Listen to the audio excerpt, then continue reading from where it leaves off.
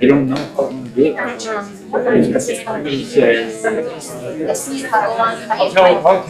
I'll tell the board member. My information is in terms of role, because I'm, I want to go. So I want you to look at them and then get back to me. Because I don't think it's always, it's going to be the line. Yeah. Okay. That's probably the right way to do it. So I see Mrs. Wirelock. Hi, Tony. I'm one of the evil guys. So, I know.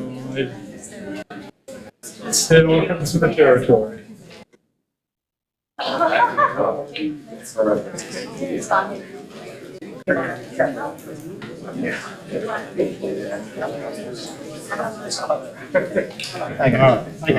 got you.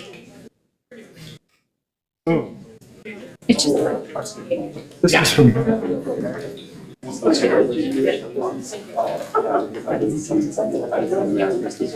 Candy cane drain. You're your age? Yeah, I guess so. It's crazy. At what age did that start? About 80. Yeah. Oh, should start early. Missed it by that. Warmest wishes. I'm gonna be in California for Christmas. That's so sad. It's gonna be as warm as it gets for me. This weekend about being possible. Haven't you noticed that by now? Yes. Okay. You good? I'm good. All right, good evening. I'm going to call this meeting to order. Would you please rise and join me in the Pledge of Allegiance? I pledge allegiance to the flag of the United States of America and to the republic for which it stands, one nation, under God, indivisible, with liberty and justice for all. Thank you. And now, if the secretary would call the roll, please. Christopher Engel, Here. Vic Hansen. Here. Matthew Phipps. Present. Keith Shaw. Here. Matthew Spalding. Carrie Trask. Present. Tony Bostelka. Here. Thank you. All right, thank you. And we were aware in advance, just so those of you attending are, that Mr. Spalding would not be available for this evening's meeting. He's got classes, and of course, it would be horrible for a member of the Board of Education to miss classes. Yeah. So we support him fully. Okay. Next up, we have public input. Before we go to public input, I would like to read a brief statement. Last week, the filing window for elected office for the spring 2025 elections began. I understand this is an exciting time for candidates and for their supporters. I want to remind all that public comment at school board meetings is not an appropriate venue for electioneering. I found rampant abuse on both sides of the dais last year to be particularly egregious. Public comment at MPSD board meetings is not an open or public forum, but a limited forum. That limit being to address matters over which the board exercises oversight or authority. Therefore, commentary on why specific candidates should or should not be on the board is inappropriate. Under normal circumstance, this board has no more authority over its composition than any other 7 members of the electorate. It is not fitting for candidates for the board to tell us why they should be elected, nor is it appropriate to speak as to why they should not be. Does this mean that candidates may not address the board? No, absolutely not. I presume one runs for school board because one has strong interest in the actions of this body. You are free to speak like anyone else on matters of board oversight. You are also free to include the fact of your candidacy when giving your name and your address. Please keep your website and your stump speeches for other venues. Please respect this in the months to come. One final note, please be aware that the 5-minute time constraint you are under, I also ask of anyone presenting to this board throughout any meeting, which I find gratefully most succeed in doing. I even follow such temporal restraints myself. Thank you. Now, for requests to address the board. The first we have from Sue Lynn Moore. She sent her comments, so I'm not sure if she's planning on also providing them. Yes, okay, great.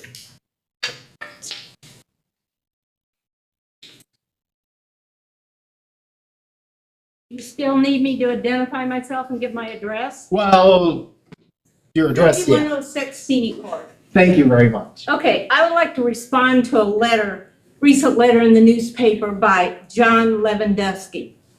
In his letter, John stated that we need serious people on the board. I say no, we need young, energetic people with common sense, not old retreads who are pushing an ideology that does not represent many parents and students in the community. Reminder, Ally was not elected to run the school board. I don't blame Matt Spalding for using profanity. Sometimes ignorance from others push people beyond the ability to even find the right words to express.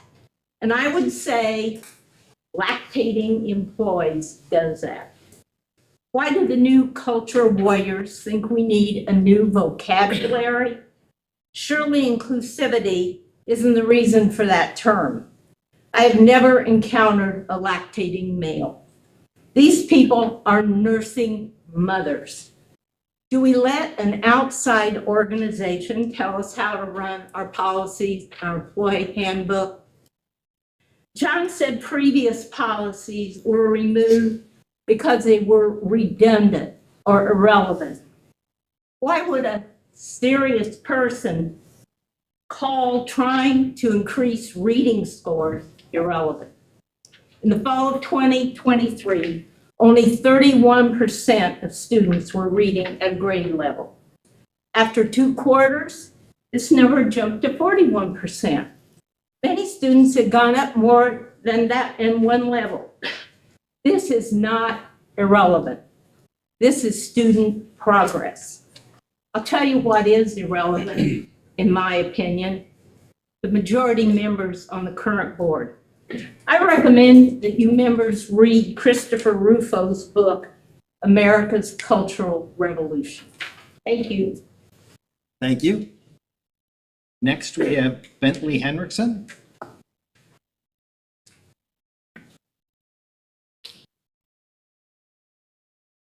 Hello, I am Bentley Henriksen, and I am on the eighth grade junior shift baseball team. On behalf of the 200 student athletes in the Shifts baseball program, I would like to thank the Board of Education's Finance and Facilities Committee for bringing the motion to the full Board of Education for financial support of the improvement made for our baseball field. I would also like to thank the community sponsors who have already demonstrated support and to those who have expressed interest in helping us meet our facility goals. It means a great deal to all the players from 3rd grade through 12th grade, our families, this community, our alumni, and many future Shift baseball players to come. This new facility will give us a safe place to train and allow us to develop as players in this schools. We take great pride in our performance and on and off the field. We will be very prideful of our new field. We are excited to participate at a facility that can service many different age levels, keep us safe, get the training we need to continue to be competitive, allow us to play and implement weather, and create lifelong memories. Once again, thank you for your dedication to helping student athletes like us play on a baseball field where we can be safe and a field we can be proud of. Thank you for your time and the opportunity to speak here today. Thank you.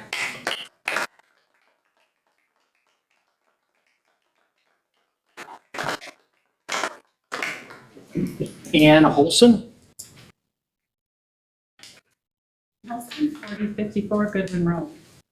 I would like to take a moment to thank the board for their due diligence in discussing the critical maintenance needs for our school district at the November meeting. Your discussion demonstrated fiscal responsibility for our taxpayers, ensuring that the $25 million referendum will not increase the tax levy. There was thoughtful discussion that differentiated needs and wants with respect to referendum verbiage and line item inclusion. Keeping critical maintenance as the focus of the referendum assures that we are pursuing what must be maintained for a safe environment that is conducive to learning. If not already, I respectfully request that the board and/or building subcommittee pursue cost savings opportunities for the budgeted essential repairs. Examples could include focus on energy improvements for items such as steam and gas, windows, and water system repairs that include multiple savings opportunities. Additionally, it has been brought to my attention that hail damage to roofs, rooftop HVAC units, and air conditioners, as well as vehicle damage to AC units, may go unclaimed to insurance.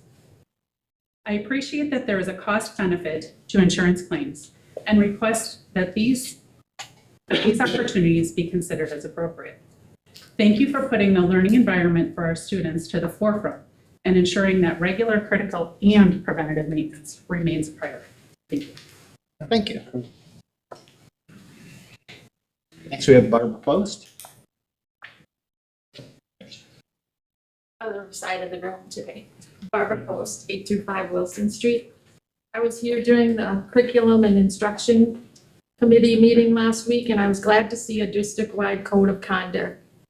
This ensures that all should be following the same protocol. This is especially important in keeping everyone safe and on the same language interpretation, not just doing what they deem is appropriate. Communication and collaboration equals great building and district atmosphere and attainment. I also have a question about testing. Is it possible to have the testing word changed? I know when I worked with kids and they had great fear, I would use a different kind of language, like I would say a safety check. Everybody has to do it. So that took the fear out of them because they see their peers and the adults all doing the same thing.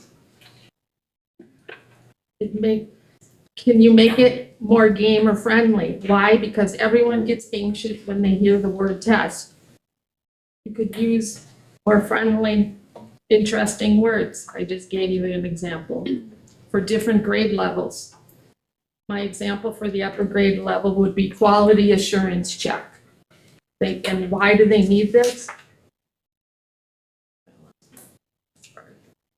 With testing, upper grades are mostly unresponsive because they already have testing fatigue. They're tested all the time. They don't care. They see it as a waste of their time. A majority don't read the question thoroughly. They just push the button to get it done, or they don't show up at all.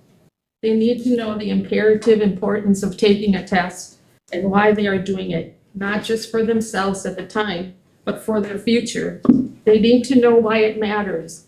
It is a life skill that we all need because we are always going through testing. The season of caring and sharing is upon us now. We also need positive patience, kindness, and empathy in all that we do. Make this the year to begin a lifetime of great seasons. All students deserve a community that lifts them up, supports them, and gives them hope to believe in themselves, ensuring that their future endeavors will be built upon a solid foundation, self-responsible, making good, positive choices wherever life takes them. They need to know and conquer their fears in a positive way so they can have positive community interaction when they get out into the adult world. Thank you for giving me time. Thank you. Next, we have Don Zimmer here to speak on behalf of Jason Johnson. Oh, yeah. Don? Sorry. Speak at me.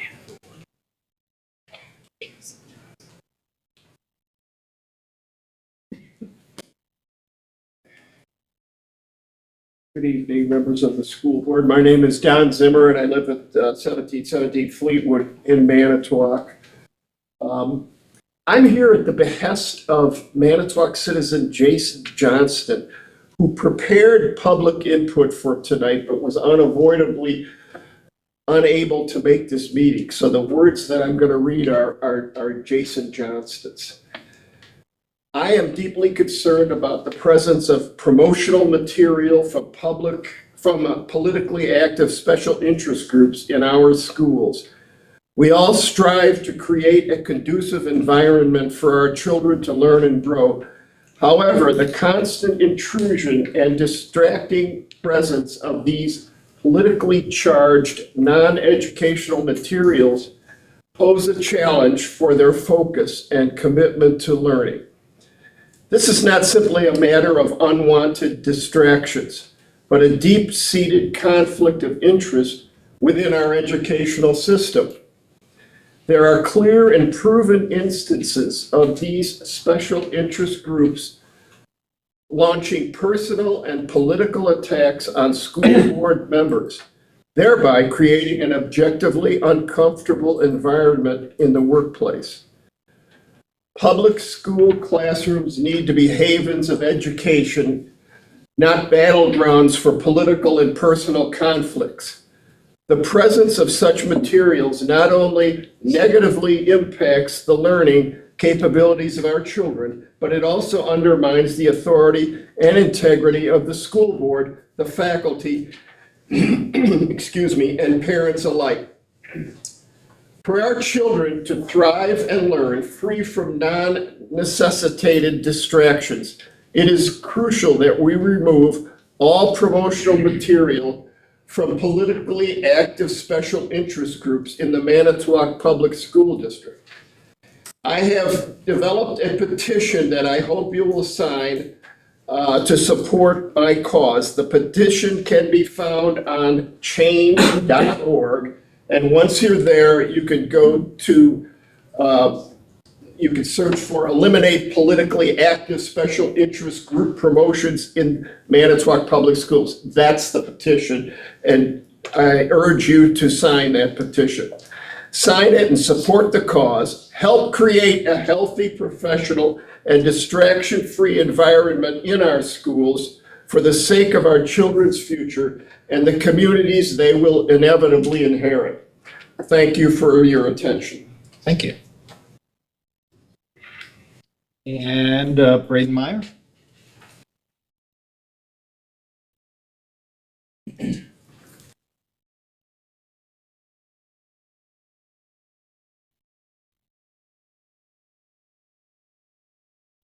Hi, I'm Brandon Meyer. I'm the Vice Chair of the Manitowoc County Chapter of Moms for Liberty. Our chapter encouraged anyone who has witnessed anything going on in the school district that they think should not be going on to let us know, and we would tell the community without revealing their identity. Since then, we have discovered photos of what is occurring inside the high school, which is possibly occurring inside other schools as well. These citizens don't want to deal with the pythons of society, so I come speaking for the silent majority. What these pictures showed are a teacher wearing shoes with the pride flag on, 2 library books, one being the LGBTQ plus history book and the other titled GLBT Teens in Society, classrooms with a pride flag on display, and classroom doors with ally stickers on. On one of those pictures came from the Manitowoc Lincoln High School Facebook page. Another picture showed a magnet which has been seen in multiple classrooms that says love, respect, freedom, tolerance, equality, pride, with each word under a different shade of a rainbow. What does all this really mean? It means accept the LGBTQ agenda or get reprimanded. Not all students are okay with this ideological agenda being pushed onto them. If you keep this material in the schools, you have set a precedent for materials from any organization to go in and put their materials in front of students. If you're going to have ally stickers in classrooms, then you will need Moms for Liberty stickers right next to every sticker. If you're going to have pride flags in the classrooms, you will need some Blue Lives Matter and Blue Stripe flags next to them.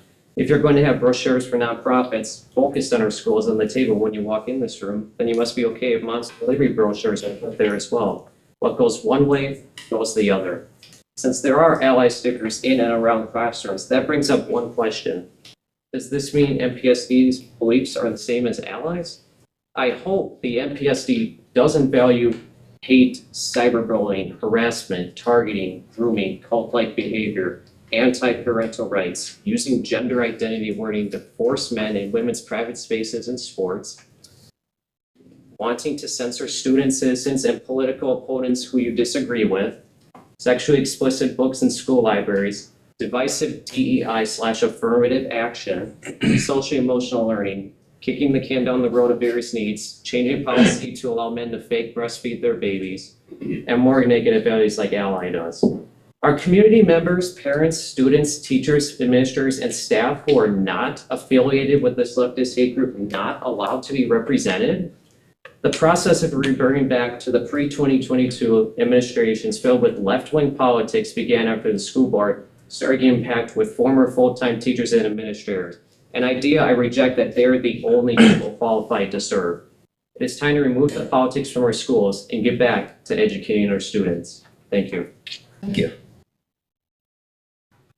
And that exhausts the submitted requests. Is there anybody else? Going once, going twice, sold. We will move on from that. Thank you to all of you who provided some. Next, we move on to the consent agenda. You have the consent agenda before you. If there's anything that you would like removed from the consent agenda, I will take your request after acknowledging that I am pulling G, technical corrections to policies, as it was a request from Mr. Spalding, who could not be here this evening. So we'll remove that, cover it later. Anything else anyone would like to have removed? Yes, sir. Number 2. Number 2 under A, Yes. executive committee meetings. Yep. That's okay.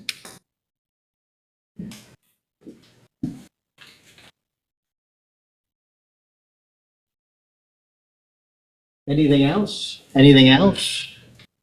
I would request that the minutes from the 5th Facilities and Finance Committee meeting reflect that I was not there. They indicate that I was. I was not, so I would ask that that be fixed, but I'm not gonna pull it just to get that editorial clarification in there. Which one was it? That's the 12-5 Finance and Facilities Committee meeting. So if we just get that corrected, I don't see a reason to pull that, just to know that that would be corrected. It's just a clarification. Okay, anything else? Then I would look for a motion to accept or approve the consent agenda. So moved. We have a motion from Mr. Phipps and a second from Mr. Shaw. All those in favor signify by saying aye. Aye. Opposed, say nay. Hearing none, that's accepted unanimously with the setting aside of A2 and G. So we take those up immediately, as I recall, right? So A2 is the executive committee meeting minutes, and you asked those be pulled aside, sir? Yeah, I wanted to talk to them a little bit because it's Sure. kind of important. I just want to thank everybody for being here tonight. The reason why I pulled the executive committee meeting minutes was because obviously it was about the superintendent search that'll be coming up pretty soon here. And throughout the process, I'm going to be coming from a common sense perspective. They had a meeting at about 10 a.m. I believe the date, it's not really important. It was during the week. I was at work, obviously, working family, had to be at work. I could not be at the meeting. I'm not on the executive committee. However, that meeting was at 10 a.m. during the week. And what they had spoke about is how they would like to do the superintendent search coming up here really quickly. We had to go through this in the past, and the previous time, it was very democratic. We had all board members. Carrie was here at the time. And we would do that process all together as a family, as elected officials, and we interviewed candidates, and we voted on it, and we had a lot of great discussion, and we came to a resolution on a complete vote of confidence who we ended up hiring at the time. However, this conversation in the executive meeting, there was a motion made to have board member Trask made the motion that executive committee of the board will assume the responsibility of conducting the search. So what that means, ladies and gentlemen, is that the 4 members that are in power, that we've just proven that they just would like to use their power to do a superintendent search, will execute that power without 3 board members that are elected to the board having a voice at the table that day or that meeting or that interview at that time. they did say that there's going to be obviously more committee members from the community involved. However, that process will be done through the executive committee, not through a board as a whole. And that to me just doesn't make common sense. I've heard a lot of public input that was great tonight, but I'm just coming from a common sense perspective that seems like hypocrisy to me. That seems like a tyrannical government that's being ran by 4 people and not the full board. So my question is, I don't understand how you guys voted on that. And we haven't talked about it at all since I'm bringing it up right now. And it concerns me because I'm just trying to speak for the community members that elected me. And if we want truth of what's going on, running a school board of almost $100 million by 4 people doesn't seem very democratic to me. So that's my concerns, and I thank everybody for listening to me at the time. And I hope you tell some people to listen online or come to the meetings, because that's the only way we're going to get involved and change anything in a positive manner. So that's my comments. No, because normally at this point you would then make a motion to accept the minutes. Or you could make a motion to reject the minutes. You can make any motion you want, but you asked for it to be pulled. So I would like to make a motion that I don't accept the minutes. Okay, so a motion to not accept the minutes. Do you have a second? I'll second it. Thank you, Karen. Okay, you're the second, so feel free. All to right, speak I to would it. just like to kind of clarify. In Sure, that, KG, will you know, you- it was a discussion, there were some votes. The passage you referred to, that the board would run the whole. 2 separate passages, but we'll talk. Okay, 2 separate passages, the board would run the whole thing. That just pertained to the administrative stuff. That we talked about having, hiring a search firm. There wasn't full agreement on that. Or we talked about, getting a secretary and spending, and setting up, a work assignment that, when stuff comes in, people that apply have got to respond to right away. And there's a fair amount of hustle and clerical stuff and all that sort of thing. But I think the idea, which I think we still want to discuss, in that case was that the board, the executive committee essentially, would handle the busy work. Not just handle the whole thing. I mean, I don't think there was any, honestly, unless I had eaten a mushroom or something, I had no idea that, that was even implied or thought about or suggested. When you're ready, I'll just read, because Okay, it was okay. during the workday, it was 10 a.m. I'm just Yep, reading I the know. minutes. A motion was made by Mr. Trask at the executive committee board will assume the responsibility of conducting the superintendent search process. Board member Shaw seconded the motion. It carried 3-0. See, the process is the key word. Yes, The there's key some word, and I can movement, understand why it understand. could be misconstrued and, I'm not saying I misunderstood it. misunderstood, but I think we need to clarify that in the meeting, in the minutes. And the other thing is that it was a preliminary discussion, which will, the recommendation will come from the executive committee to the full board as to what the pleasure of the board is on this. So then, my last question would be, how did that meeting go today? Because it was scheduled that you'd have a meeting today. We didn't have it. I know, you canceled. Yeah, I didn't. Well, it was canceled, so. I canceled. Yeah. Okay, so we didn't have another meeting about it today. Happy-go-lucky guy. Thank you for, I couldn't make it today either, but it was canceled. So obviously, I'm in a little bit of limbo here. Yeah, I don't think you're the only one in a little bit of limbo. The process that was discussed and voted upon is that the executive committee was going to discuss many, many options and bring it back to the full board in a full discussion before anything was ever decided upon. There were many options at that committee by the 3 of us that were thrown out. Do we get a search committee? Do we not get a search committee? Do we try to handle internally? Do we not try to handle internally? Do we use WASB for a search agent? So many things were talked about it. And the minutes, you're probably right to correct.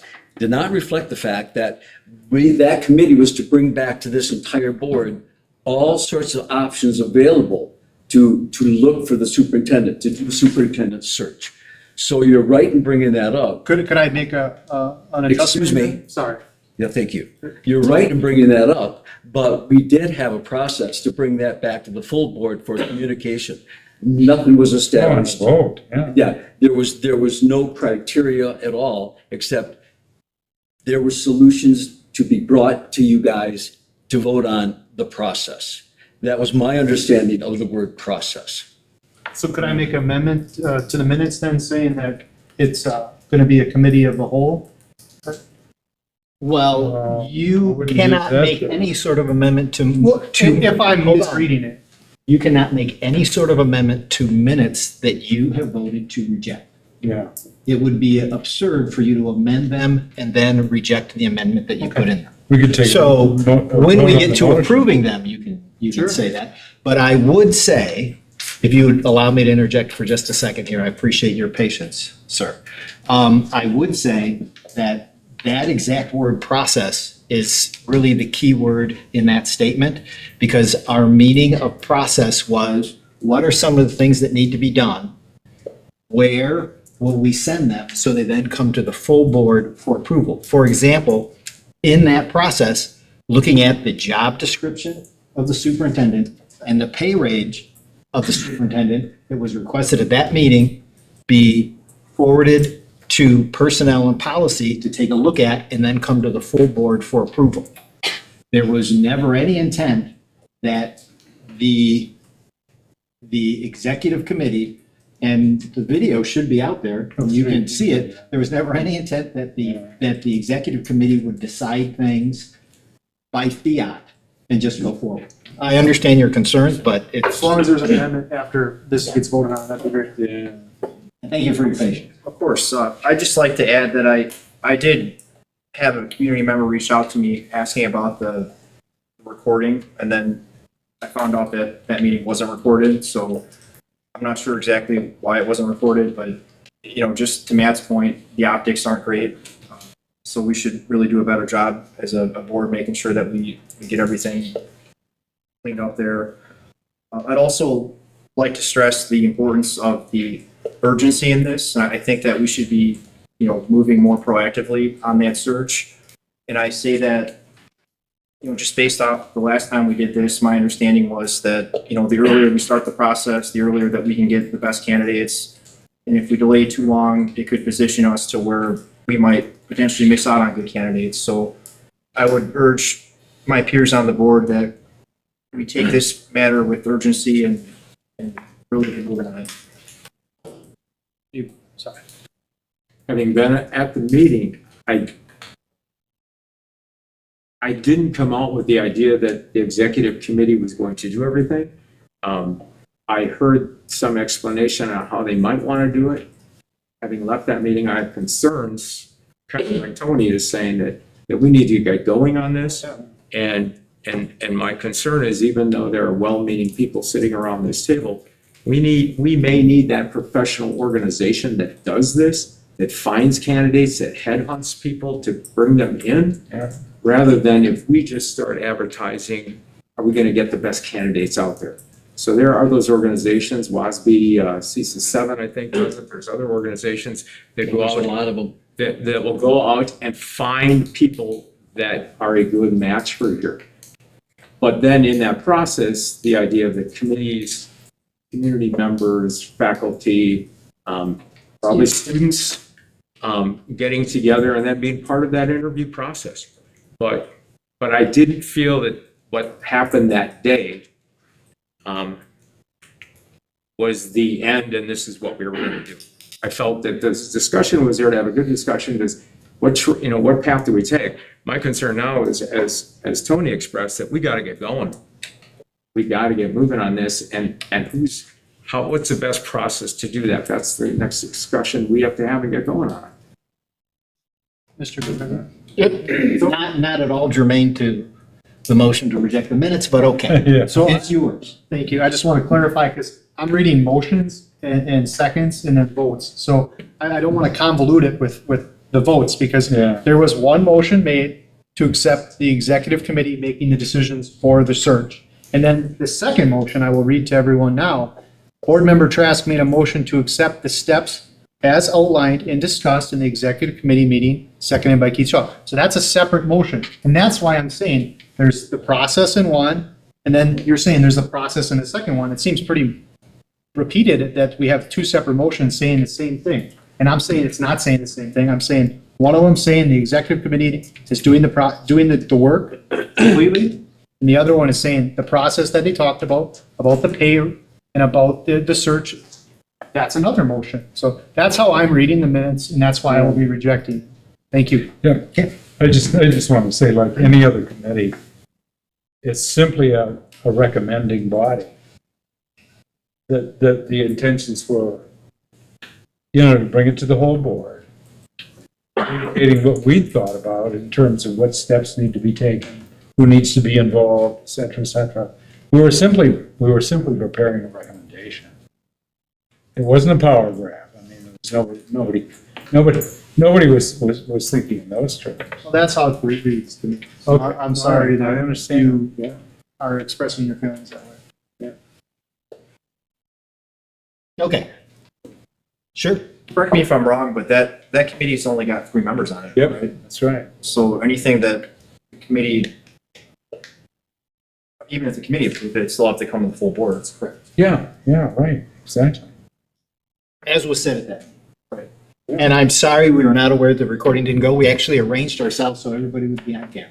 Yeah. It was recorded, there was no sound. Oh. For no reason. We can mime it. Or hire somebody We who could reads liberate. lips. Okay, any other discussion on the motion to reject the minutes? My only comment would be the vote to reject is based upon the fact that there is a feeling that the minutes accurately reflected what happened at the meeting. The irony of that statement, I will leave for you to ponder on your own. Yeah. All those in favor of rejecting the minutes signify by saying aye. Aye. Opposed, say nay. Nay. So the ayes, raise your hands. So you, Ayes, raise your hands. I reject. Only one? Oh, two. Two to reject? For not to reject? Okay, I will make a motion to amend. accept. You can Oh, make you a motion can? to Okay. amend until you make a motion to accept. Oh, I will make a motion to that's right. accept the minutes. Please, somebody second I'll that. second. Thank you, sir. Now, are there any motions to amend these minutes? I would make a motion to amend the minutes to reflect that the committee of a whole will make the decision process for the next superintendent of Manitowoc Public School District. That would not be an amendment to the minutes. That would be a completely separate motion. That's what, see, but that's the entailment of it, because that's what they're trying to, that's what is said, that is the heart of the meaning of what was passed. And I'm just articulating it in a more pointed way. Actually, it was, all right, here, let me, I don't know if this is what you want, because I am not privy to what you really want. What I will tell you is appropriate here would be to make a motion to amend the minutes to reflect that all final action will come to the full board.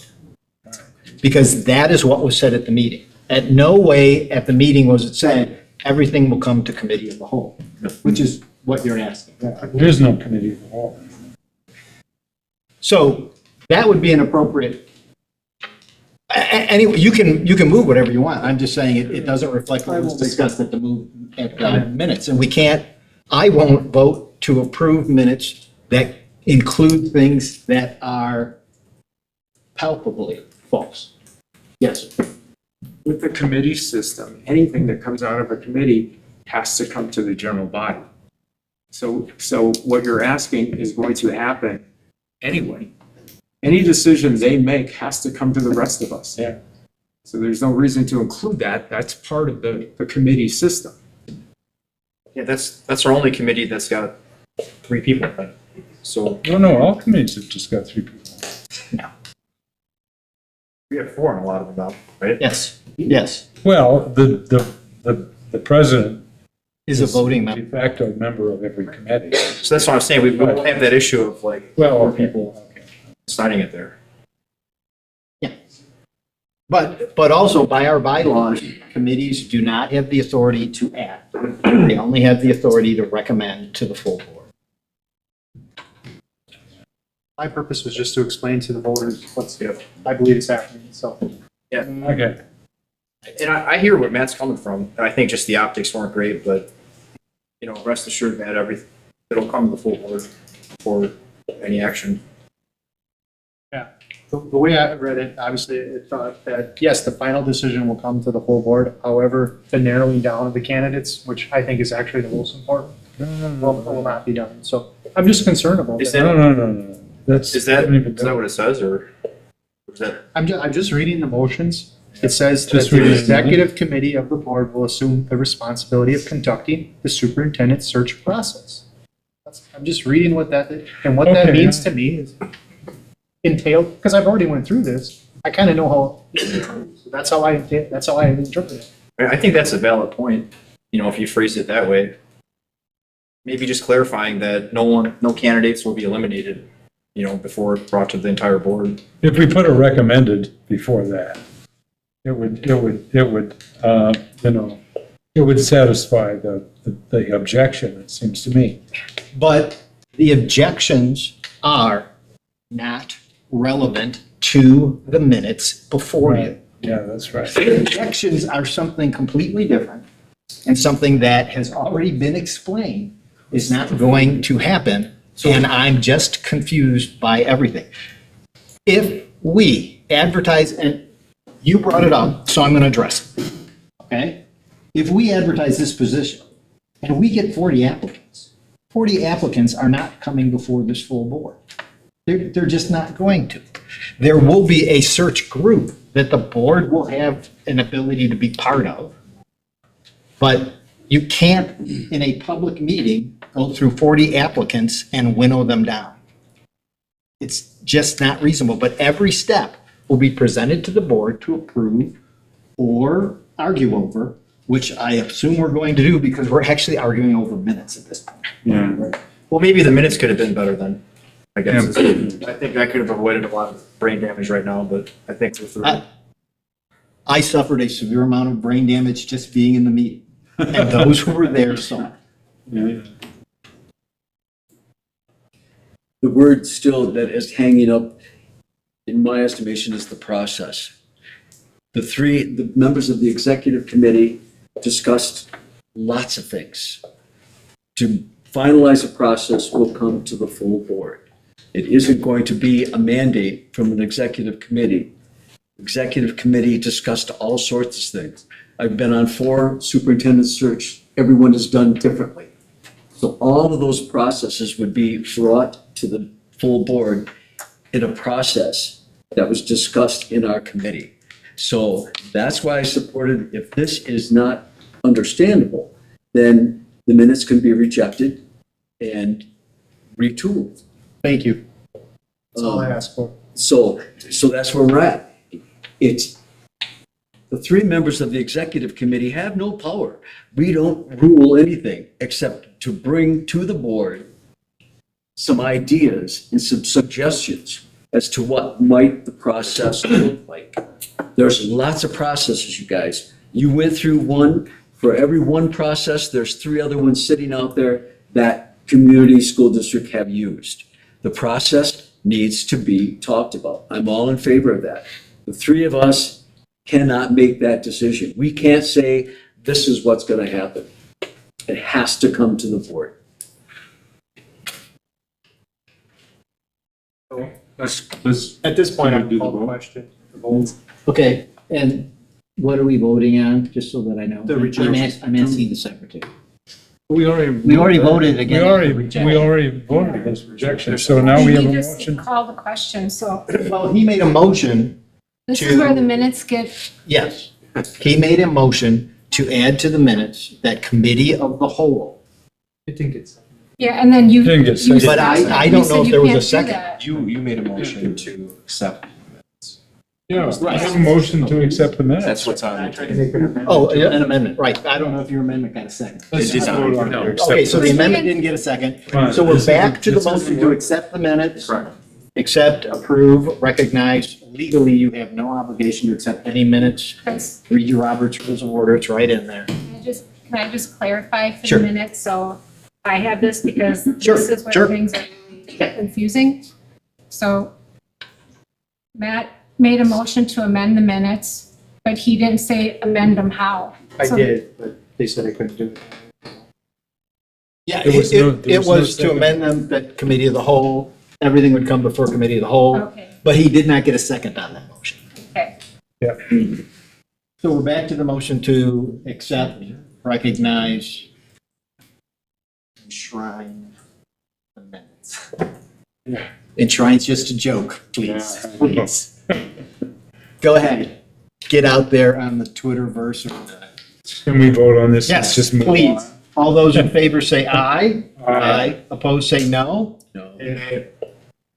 How many nays do we have? We have 3 nays, we have 3 ayes. The minutes are not accepted because Okay. it just doesn't work that way. And we move on. 3-3. Okay. That was productive. Because it's. I think it was. Yeah. 6:46, and I'd like to get past the consent agenda. However, also pulled from the consent agenda was technical correction to policies. This was a request that I thought was perfectly reasonable, and the request was to refer the technical corrections to policies to the next meeting of the Policy and Personnel Committee, and I will make that motion on behalf of Mr. Spalding and not myself. I'll second. Doesn't matter. Fight for the second. Okay, I'm not going to speak to it, I just did. Well, I was not sure how this got on the agenda since we didn't have a meeting and we didn't forward anything Yeah. to the agenda, so Right. that was a concern. Then I got the email from Matt. My thought was, do we need to change it because Michael needs to be the official person on these policies? But talking with the superintendent, he said it's not something that has to be done tonight, so I would ask if we pull it, send it to policy and personnel.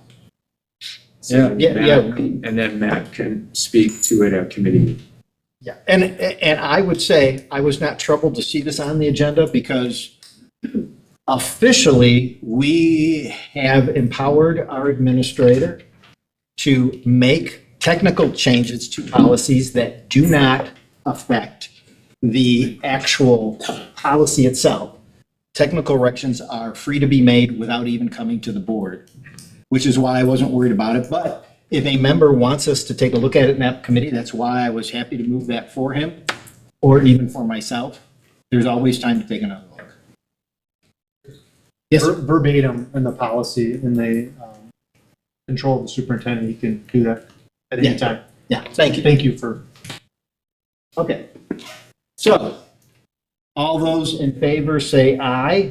Aye. Opposed, say nay. Hearing none, those will be forwarded to the next meeting of the Personnel and Policy Committee, which hopefully we'll find something out about later. Okay, moving on to our student representatives report. So just a couple updates on all the fun things happening at Lincoln. So our girls and boys basketball teams hold winning records right now. Our gymnastics team started their season last weekend and they're hosting a meet on the 15th at Lincoln at 11 a.m. The dance team has gone to 2 competitions showcasing their routines. Boys swim, hockey, and wrestling are also off to a great start. Wrestling having multiple people make the podium at their last match. Then our leadership class has been hosting quite a few events so far this year. We've had a cornhole tournament, a Potterbuck volleyball tournament, and we are continuing to produce newscasts for our school and the broader community. Leadership class is continuing to host events and also working with students across the district at multiple different schools at different levels. And then our student senate is actually hosting a blood drive this Friday. We've already filled all of our spots, which we've never done that quickly before, so it was a big accomplishment for us. And then tomorrow is actually the freshman orientation for the class of 2029. So current students from leadership class, NHS, and different clubs and sports will all be there helping out as we welcome the incoming freshmen. And then just a quick recap of the last Student Senate School Board Committee meeting. We met with Chris Abel, Beth Hansen, and Keith Shaw. We discussed the progress on all the building repairs, highlighting some of the needs that Lincoln students were seeing at Lincoln. We also discussed middle schools and what their schedule looks like and if there's any way we can get them to have more electives in the future. And we spoke about how to get the community to see all these great things that I'm talking about and get more people to come to our district by highlighting it and continuing to work on that. So yeah, that's all I have today. Thank you. 2029? Yeah. We're supposed to have flying cars by then. Now, I would just ask the board, make sure you are filling in the sheet on Sign Up Genius, because what we don't want is enough people that compels us to do a bad key notice, which is a notice when enough members of a body are going to be at a meeting to comprise a majority. Even though they don't tend to conduct any business, you have to notice that they will be together. So that's why I ask you all to fill that out and not to skip doing that so that we can make sure we follow all the rules. Our committee meetings for anyone attending in the future will not be in the office conference room. They'll be in the library meeting room from now on through the rest of the year. So next time you come to a meeting, we will show you where they are. But just so you don't go to the wrong place. And I know we have 2 of you signed up for, isn't that tomorrow? Next Tuesday. All right. So thank you for those of you who signed up. All right, now we turn to the report of the superintendent, which begins with the superintendent's report. I hadn't noticed that before. Thank you. A few things I just want to highlight from my written report. I had the distinct honor of attending really a banquet to honor one of our employees, a 5th grade teacher at Madison. Crystal Grelli was honored as being nominated as one of the future 15 that's put through the chamber. And I just wanted to extend on behalf of the district our heartfelt congratulations to her. She is an incredible young woman who is not only a great teacher, but is very involved in our community and a passion for foster care. And we're just so very proud to have one of our very own be recognized, and we wish her the very best as she moves on to the finalists. They'll announce the future 15 winner at the Chamber's Awards in February, which we're very excited for her. A brief update on facilities. As you're aware, the board did vote affirmatively to proceed with preparing a resolution for our January meeting that would place a referendum question on the ballot to seek support for borrowing $25 million to address critical maintenance needs in the district. Ken will be collaborating with Corals to draft the resolution and have that before you next month. This past Friday, I sent out a communication to our entire district staff soliciting for staff members to join or volunteer to be part of our facilities advisory committee made up of staff members of the MPSD. We will be sending out a press release and a community notice at the end of this week to solicit volunteers for our community-based facilities advisory group. At the meeting that we had in October at Washington Middle School, generated interest from the public. I already have about 10 people signed up as interested parties to join that work as well. We've set a meeting schedule for those meetings so people will know what they're signing up for. They will be monthly meetings beginning in January.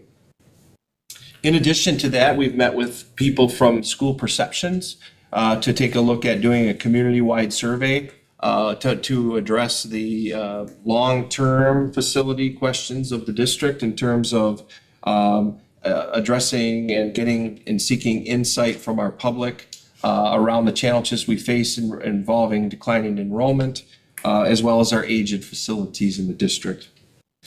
Another thing that I'd like to highlight is that, and I did send this out as part of a district-wide communication on Friday as well, looking at staffing for the 25-26 school year. One of the most important things we do in the district in terms of budgeting and forecasting for that budget is really plan out staffing. It makes up nearly 80% of our budget. And if you'll recall, this past budget cycle, it was tight. And I provided the board in this report with some data that would show our student to teacher ratios for about the last 10 years or so. And what it would show is that our student to teacher ratio currently is 10.79 per 1. And this is all professional staff. It's not like we have 10 kids in a class, but it includes all professional staff. Whereas pre-COVID numbers in the district averaged around 14 to 1. We've also looked at comparable data to other districts our size, and we would find that we are in the, really, we're in the top 8th of this. And so because it makes up that much of our budget, it's highly critical for us to get a very clear picture of where we are at with staffing so that we can do the fiscally responsible thing and make sure that our staffing mirrors our enrollment. As everyone well knows, we are experiencing declining enrollment, as are many districts in the state of Wisconsin. And we want to do our due diligence to make sure that we're looking at all of the facts and all of the numbers at each level. In addition to that synopsis, I included a detailed plan to review staffing levels to prepare for next year's budget. These are included in the report. It's a 6-step process. One of the things I want to make very clear to people in the district, not only who work for the district, but also our community members, is that we are going to make sure that as we have conversations about possibly needing to reduce staff in the district, we'll be very transparent, open, and have meetings. I'm planning to visit buildings in January to have staff meetings to share the data that we're finding in the audit that we will do. If anybody's interested in this, I believe it's a 6-step process that's pretty laid out in what we're going to do. Please see the attached document in my report. We're excited just to look ahead a little bit.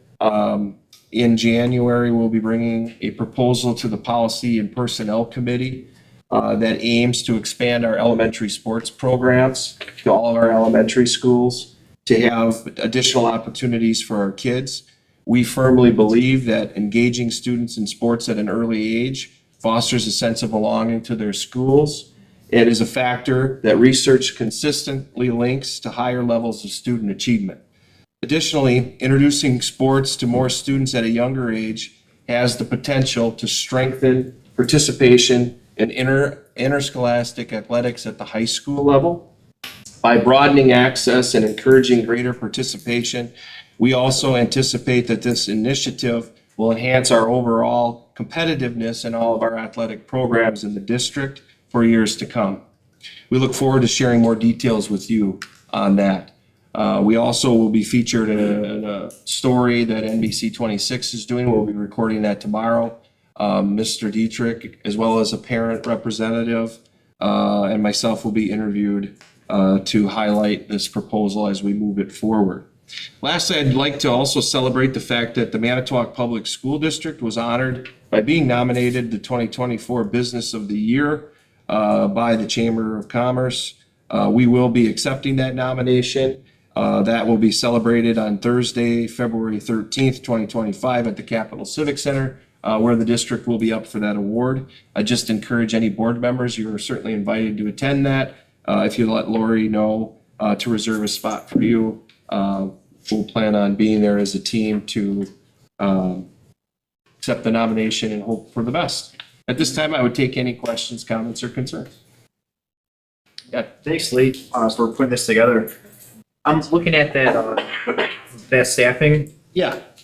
Summary you put together, and if I read that draft right, it looked like we want to optimize for about 12 on that student to. Yeah. And I'm just curious, looking at the historic data, it looks like we were at one point as high as 15. I'm not saying that's the right number, but what are your thoughts on 12? And just knowing that those are going to be significant percentages, right? That's like Yeah. So the thought with 12 was we didn't want to go from 10.7 to 14 or 15 to 1 in 1 year. we want to attract and retain the best employees in our educational learning community. And one thing that I'm saying in this document as part of the process is really to try as best we can to work on any type of reductions being done through natural attrition, like retirements and resignations and folks who choose to go work in other areas. That may be a little bit, it's not as challenging in the elementary and middle levels with certifications to find positions for people who may be displaced. However, at the high school level, it is a little bit of a concern because people are specialized in licensing. So I use the example of, and I'm going to say a department just for an example purposes, but let's just say for an example that family and consumer science was reduced in some way. People who are teaching family and consumer science have a family and consumer science license. It's not like they're teaching first grade where we say, oh, you taught first grade at Madison, you can now teach first grade at Jefferson or third grade at Monroe. It just is a little more sensitive. So to get to the point, your 12-to-1 gets us to a point where we're believing that we have made progress in getting ourselves back to the staffing ratios making a step towards being at the staffing ratios that we probably should be at in a moderate approach to getting there, as opposed to trying to get to 15-to-1 in 1 year. And so am I thinking about this the right way? If that's about 80% of our budget, that's about $80 million.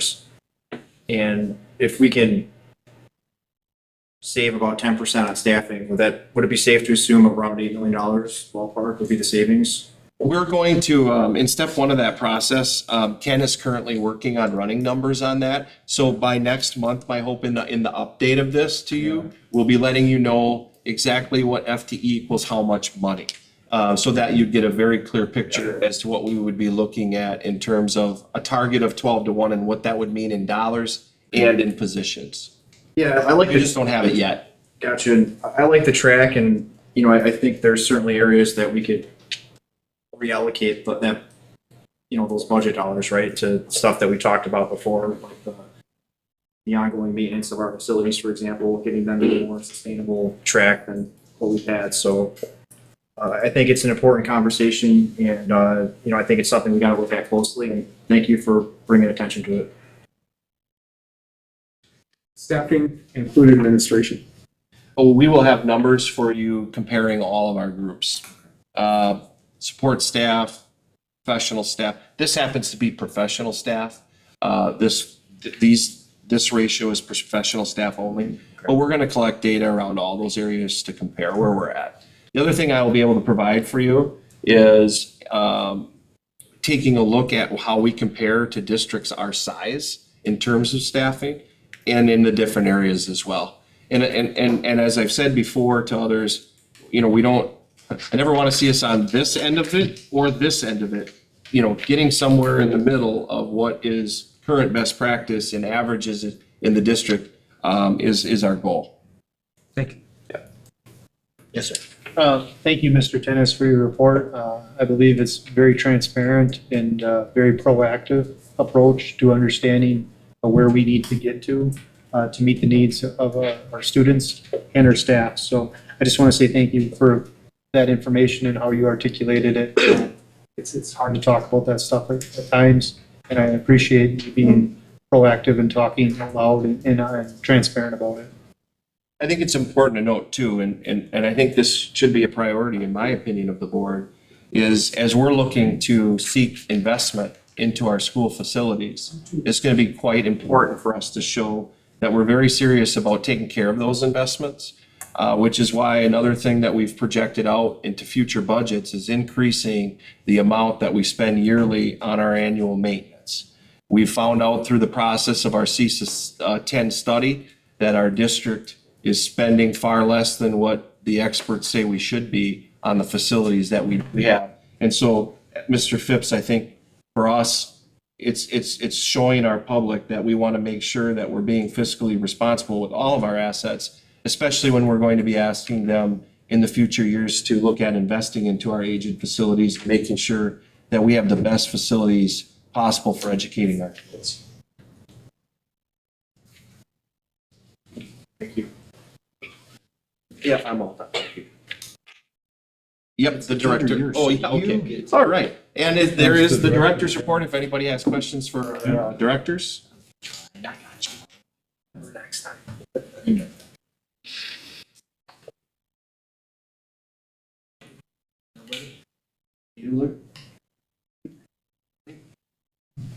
All right, good director's report, I enjoyed it. Yeah, All right, unfinished business, we have none. So on to new business. First up is the proposed 2025-26 district calendar. Good evening, everyone. Welcome to the 25-26 district calendar. There's just a few things I want to bring to your attention, which I had in the memo on the board book. But historically, in Manitowoc, we've had 175 student contact days. We've had 185.5 teacher contract days. We've had 9 staff development days. We've had 5 days for new teacher week. We've had a week-long spring break. And most recently, in a variety of years, and even most recently, we've had the Martin Luther King holiday. There's no classes, no session. And basically, we try to balance the quarters so we don't have 50 student contact days in one and 40 in the other. We've pretty much done that. Now, with all that being said, I received a couple emails today relative to staff. And I'm just going to bring forward exactly what their concerns were. And I think their major concern basically is that for the second year in a row, we're going to the second week in June. Okay? Now, let me tell you the why behind that, okay? So we could finish earlier, 1 week earlier, if we didn't have a spring break. According to, and let me tell you this. that's a simple answer. According to the executive team and the committee that I pulled together of teachers and administrators, that was a no-go. Don't go there.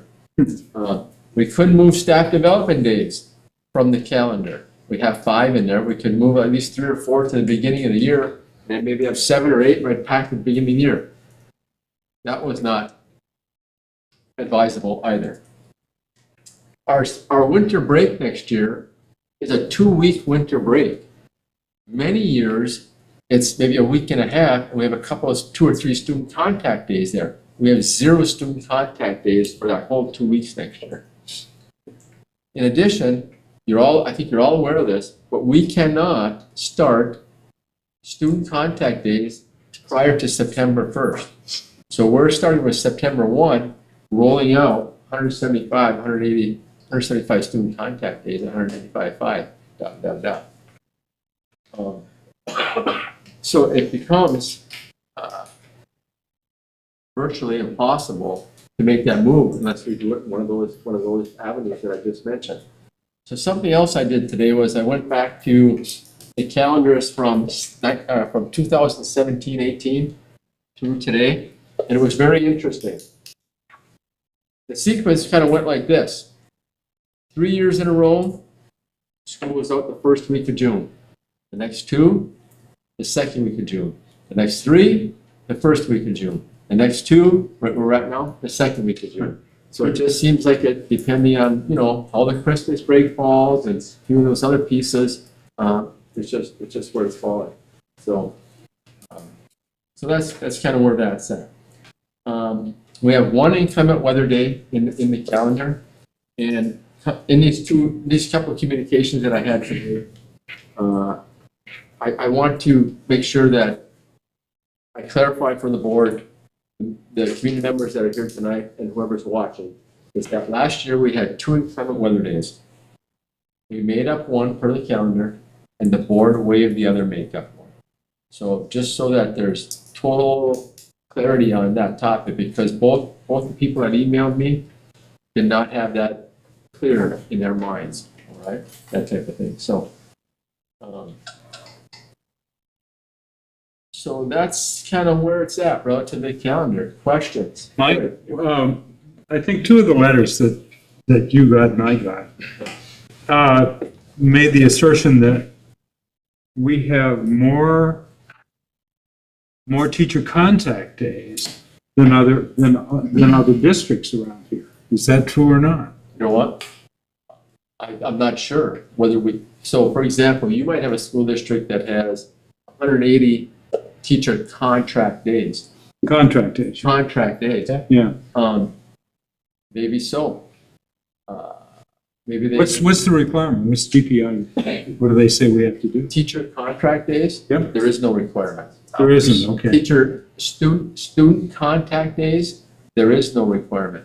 However, this is where it's at.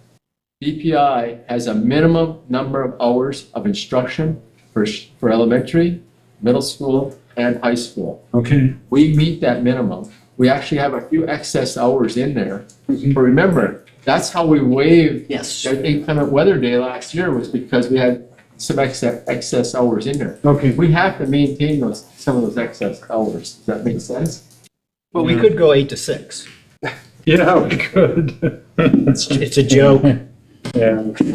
People will be at my house when I get home. Thank you. I think all of us board members have gotten some communication Yeah. from staff members and parents. Is there any possible way, briefly, what you just explained to us could go to a little memo to all the staff members saying that's why the calendar looks the way it is? Not a great deal of specificity, but at least an idea so that that's why it looks the way it is. I can work on a communication. Just so they can answer parent questions, they can answer teacher questions, they can answer kid questions, because that was perfect. Right. The two teachers that emailed me, what I really wanted to do was sit down and have this conversation with them, because it's kind of, must be difficult to put an email. Well, let me work on a communication. I think a massive communication will save you 45 emails. Give it a whirl, or maybe more than 45. Give it a whirl. Mike, did Mr. Nolt, I apologize, did the group that worked on this, administrators and employees, was there any looking at the winter break? Because that winter break, we have gone as far out as December 23rd and literally started the break on the afternoon of the 23rd. And sometimes actually having the whole 23rd, as I recall, actually as a teaching day to try to cut some off of what's happening in June. Was there any looking at that or no? Yes, you're absolutely correct. That was one of the options that was put out there to look at, and the committee just didn't want to go there. And was there any outreach to the union to show them this is what we're looking at? Oh, yeah. Okay, Yeah. thank you. 3 or 4 of the committee members were from the MEA. Okay, thank you. Okay. Yes, sir. Thank you for your efforts, Mr. Knoll, for the whole process. I know it seems like you have to be a wizard and formulate a calendar out of this. I'm a messenger in this situation here. What I want to articulate is how the macro plan, the macro problem of how we assume that we're seeing these Fridays. We have 10 of them that are no contact with the students, meaning when parents are in routines with their children, and then not having a Friday contact day at school, Mondays become very, very difficult because we do have a 5-day work week, I believe, in America yet, but that's what the macro problem is kind of being told to me, that we need to have our children at instruction on Fridays as well, because we're losing the routine with Mondays when we have those 4 days work week, and then they have a long weekend. It's just that's what's been articulated to me, that Fridays just are kind of becoming a woof, not have school, and then we kind of lose that routine. And obviously, I like Fridays off as well. However, I don't think I would have been as driven in athletics or in the workforce or in my life if I just took every Friday off. And so I'm not saying it's like a really, really big problem. I'm saying that you have 10 of them off could we somehow maybe look at the lens of trying to keep the Fridays in the schedule for class contact with students, having the routine in school learning? Yeah. You said we have 10? Yeah, I counted, July 4th is on a Friday, so I understand. July 4th? July 4th? Not July. I counted 6, Matt. My quick count was, there's 2 in November. There's 1 in January, 1 in February, 1 in March. And that's it. I counted 6. Now, what we try to do is we try to take the staff development days, there's 5 of them. 6 of them, 6 of them. 3 are on Monday, 3 are on Fridays, so we try to split that up, that type of thing, just so you're aware. And then we have the two non-school days of November 14th and February 13th. The reason those are in there is because elementary schools have parent-teacher conferences, and I think middle school, I can't remember, elementary for sure. And they start at like 8 a.m. and they go to like 7 p.m. straight through. So it's just a long day. And that's been historically traditional in Manitowoc to have that Friday off, just so you're aware of the why behind what's happening there. So November, you said you had 2, I have 3. Well, one is Thanksgiving Friday, right? That's why I'm trying to, I understand that it's hard. Right. I'm saying the idea, the thinking that we need to have school on Fridays is what's been articulated to me. And then the routine with the families, with students with disabilities, Mondays are even harder when we don't have class on Fridays. So that's just I'm just the messenger, like I said, and I'm trying to articulate that. Thank you. Any other questions for Mr. Null? Failing to see any, I will move that we approve the proposed 2025-2026 school year district calendar. I'll second it. Thank you. I'm not going to speak to my motion. I think it's been spoken about. Any other discussion? Okay, all those in favor signify by saying aye. Aye. Opposed, say no. Hearing none, that is approved as recommended. Okay, next up, we have a double report out from Mr. Shaw for 2 finance and facilities meetings. Thank you. The first one, the no thank you bins came out of the Facilities Committee on the 21st, November 21st. This is a program that was established or is being established by our food service program, Amanda Estelle, and it's called No Thank You Bin. She presented a tremendous presentation to the Finance and Facilities Committee. What this will do is take the food that the students, because we have a federal lunch program, mandated things that have to go on this lunch, a bin available for the students that don't want that specific item, like apples or crackers or cookies or whatever they may be, can put it into this bin. It will go to a spot in the central office in the building, each building. And the student that wants a snack on the way home can go by that no thank you bin, pick it up, eat it, enjoy it on the way home, or do a lunch, whatever is possible, rather than dumping it into a wastebasket. So that program we thought was pretty unique, pretty successful sounding. The motion was made by Matt Phipps and seconded by Tony Velishka, and unanimously carried to present to the board for approval. So are you moving that I that be move approved? that we accept the motion. Okay, I'll second that motion. Any discussion by the board? I'm just excited to see how this gets rolled out and excited to hear a report after it gets presented and any challenges or modifications that need to be done. We can work through those, but I'm excited. I was just amazed at how much paper there was to do this. You know, I mean, it's a prolonged kind of policy statement. And I thought, oh, why don't they just put a table out and put the apples on it? But You know, that's me. Anyone else? All right, then, all those in favor signify by saying aye. Aye. And opposed signify by saying nay. Hearing none, that passes unanimously, and that is a required step so that we can do this. All right. The second item I have was on the Facilities Committee from the December 5th meeting. At that meeting, it was asked to have, again, a presentation by Andy Kunkel, Coach Bruce Steinbrecher, and Coach Todd Hadler, if they would come to the Finance Committee and talk about the actual donations, the actual baseball field complex update, the fundraising, and all of the intricacies that go into making this project work for the district. Mr. Kunkel shared that there were a list of 80 donors, some tremendous involvement by our community, some people who have already donated their interest in time in monetary aspects.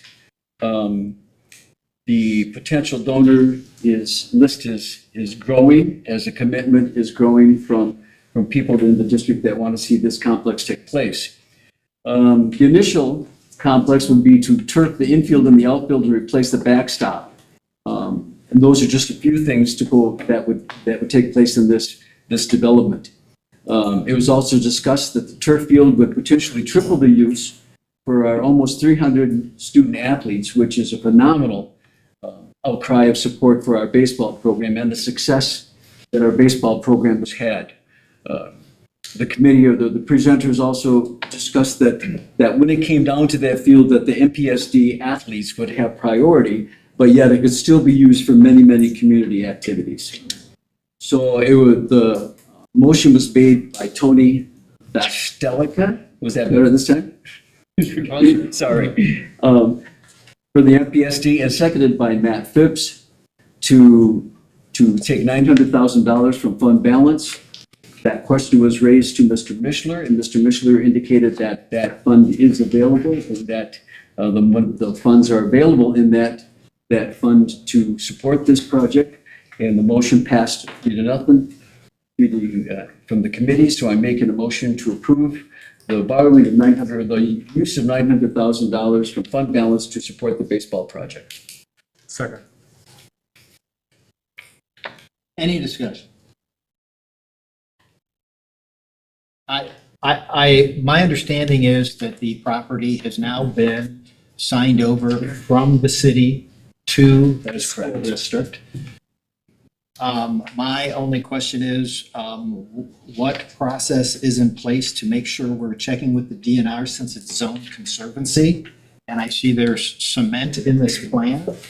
And if you have conservancy land, my understanding is AstroTurf doesn't mess with the conservancy rating, but cement and pavement does, so. It's going through. I take care of that. I can speak to this. I did receive a phone call today that I got a message for that I didn't get a chance to return from Mr. Nitch over at the city. The DNR has signed off on this now, and that they fully expect the deed to be filed by the end of the month. So all of the things we were waiting on in terms of approvals have been met. Okay, but we still have to go to the DNR since it's conservancy if we're paving anywhere, to make sure that's okay. Unless it's an area that's already paved. Mike is. I will keep that in mind as we're talking with the contractors. Yeah, normally the guys that do this, they know all the rules. And once they know how it's zoned, they take care of that. Okay. All right. Yeah, personally, I'm not troubled about using fund balance because I do not believe it is the job of the district to tax people and then sit on the money. I'm happier to see it done that way. I am much more concerned with another $900,000, to be quite honest with you. And I hope that the folks involved with this understand that this upfront money is certainly far in excess of what we were told to expect last March, and maybe the full in for the district on the totality of this project. Okay. Yes, sir. I just have a quick comment. Back when I was a previous board, it was about a year ago or even the year before that, when I was first on the board, it was on the understanding of if we were going to take on the responsibility of transferring ownership from the city to the MPSD, there was going to be obviously financial requirements with that. So I just want to speak back to understanding that, yes, we are making that commitment as a school board to invest in that infrastructure that is now owned by the MPSD. So there was going to be obviously some expenses moving forward. It just happens to be that we're going to be voting on it tonight to move it forward a little quicker. But this was to be expected once the ownership was transferred, and now it has been. So thank you, Mr. Dennis, for completing that, or whoever else helped as well. Yes, sir. I'm excited for the players. I'm excited for the families. There's 200 families in our community that play baseball, and they built a heck of a program. So congratulations to the coaches. And honestly, this is long overdue. So I'm just really happy that we have an opportunity to do something about it tonight. Okay, all those in favor signify by saying aye. Aye. Opposed, say nay. Hearing none, that passes. Congratulations.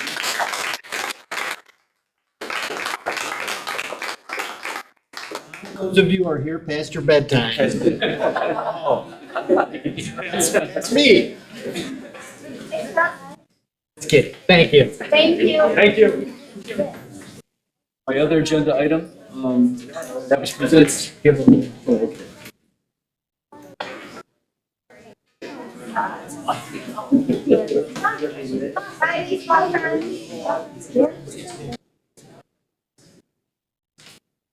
They don't need a reason to try. Right.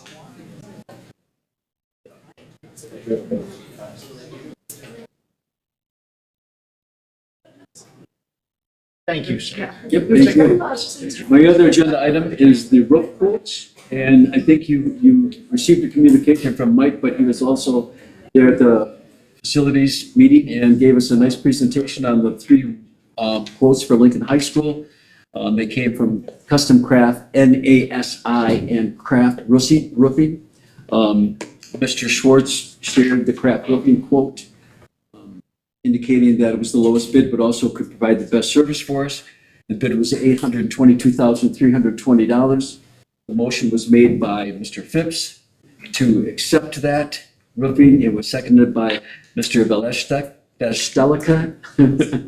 Sorry, Tony. And the motion was carried unanimously. It is now for the full board to accept that proposal. I make a motion to accept it. We have a motion. Second. We have a second from Mr. Shaw. They're not doing this on Thursday, are they? No. Because this is going to be cold. Okay, yes, sir. I just want to take a quick minute to kind of talk about the process. I know Tony's the process guy, but I just want to back up a little bit and explain the process of how this actually got done compared to how it got done 2 years ago and before that. So we were able to contract, and please correct me, Mike, if I'm saying something wrong, but we were able to contract CISA 10 to do the bidding process for us. That means they kind of file the paperwork, and then they have the open bid, the interviews, and then they ask as many bidders to come and take a look at the project.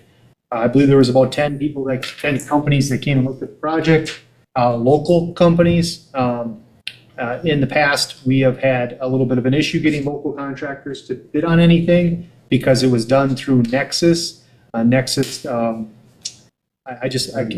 want to beat the dead horse, but at the same time, that was not in the best interest, I believe, for the school district or for the taxpayers of this community. Because now we were able to contract a service just to take care of the bidding process. And then after the bidding process has been completed, we have narrowed it down to the lowest bidder. And now we have a referral to make an investment in Lincoln High School, which is the capstone, the flagship of our community. And I think this is an amazing time for us to understand that this money going towards Lincoln is securing its future.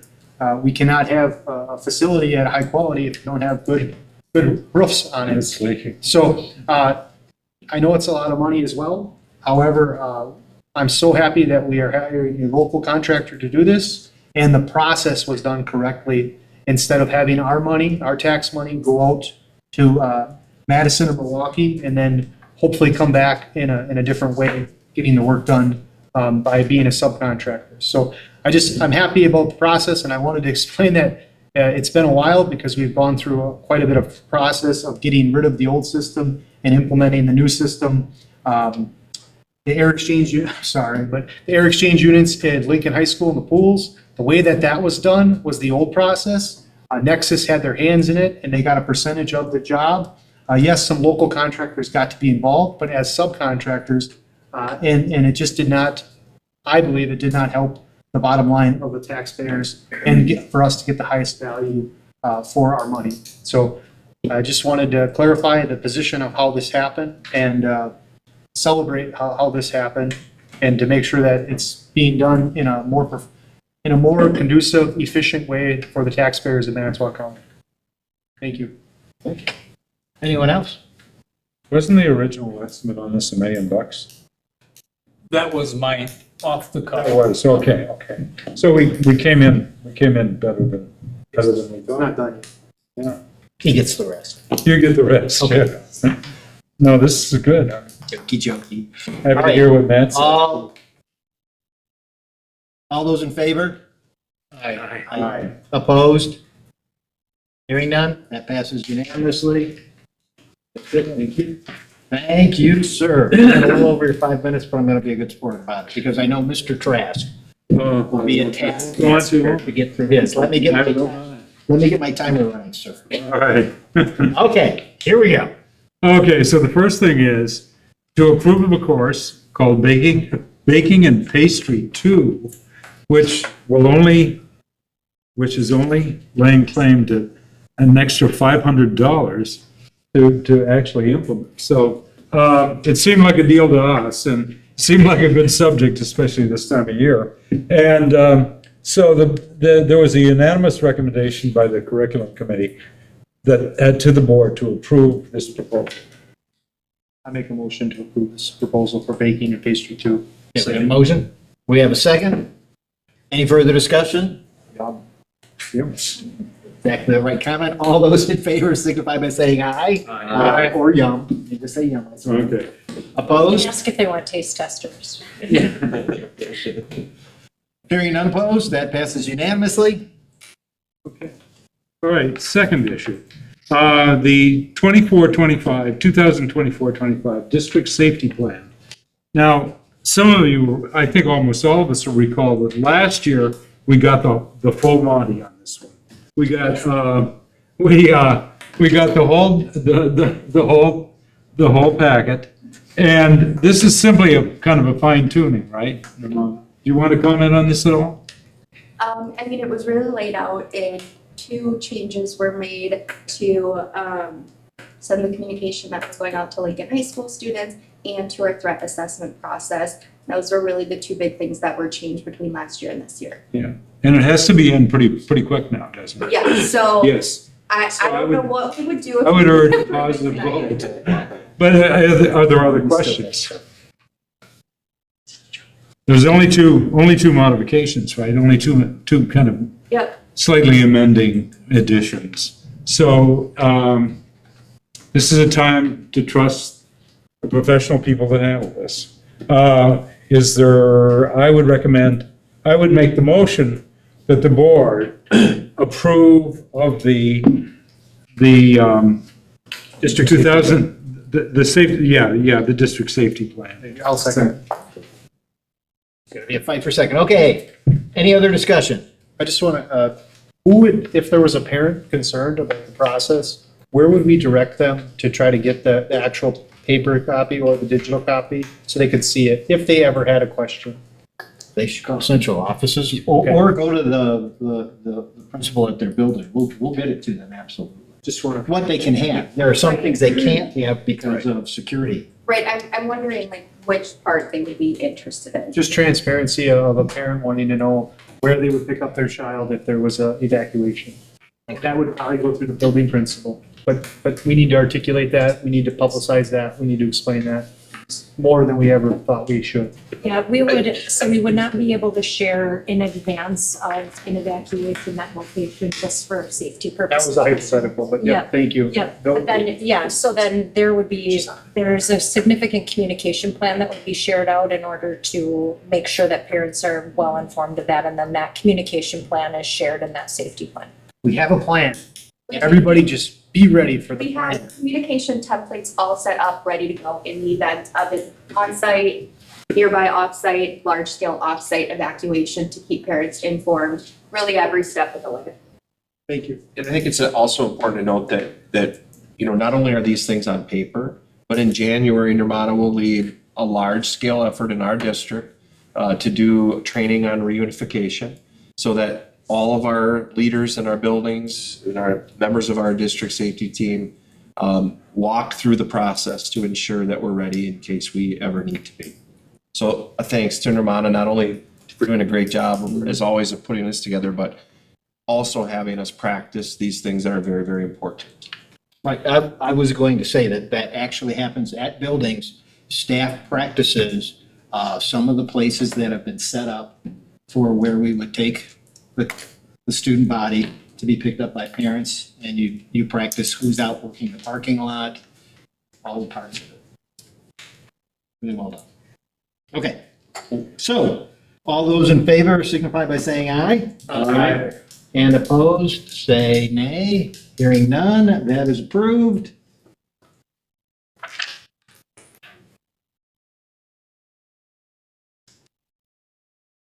Code of conduct, right. You did receive the copies of the updated